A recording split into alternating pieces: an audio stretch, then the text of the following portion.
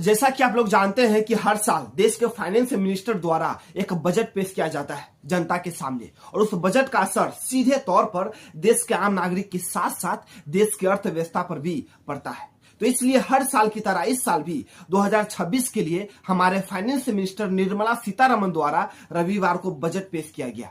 तो चलिए उस बजट पर नजर डालते हैं कि क्या सस्ता हुआ, क्या महंगा हुआ और कौन सी नई चीजें इनमें जोड़ा गया।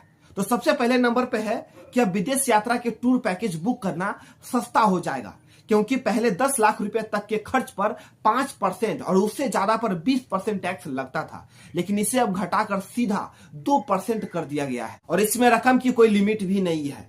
दूसरा, 5 लाख से ज्यादा आबादी वाले शहरों के विकास के लिए 12.2 लाख करोड़ खर्च करने का ऐलान किया गया है। तीसरा, देश में करीब 800 जिले हैं, तो हर जिले में लड़कियों के लिए एक हॉस्टल बनाया जाएगा।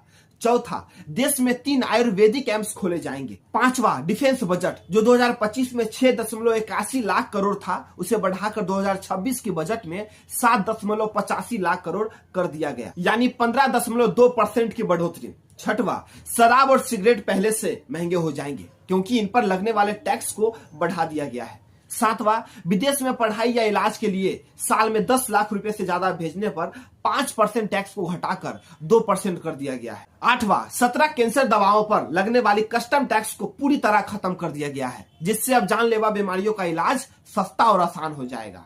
नौवां, किसानों को सालाना 6,000 रुपए की मदद देने वाली पीएम किसान सम्मान निधि योजना में इस बार सभी किसानों को लगा कि इस बजट में 6,000 रुपए को बढ़ाकर 9,000 रुपया करेगा, लेकिन नहीं किया गया, उसे 6,000 ही रखा गया। 10वां, भारत में एनिमेशन, विजुअल इफेक्ट्स, गेमिंग्स और कॉमिक्स सेक्टर को बढ़ावा देने के लिए देश के 15,000 सेकेंडरी स्कूलों और 500 कॉलेजों में कंटेंट क्रिएटर लैब स्थापित करने की घोषणा की गई है। तो दोस्तों, ये रही 2026 की बजट। तो आपको इस वीडियो को लेकर कुछ भी कहना है तो नीचे कमेंट में लिख सकते हो।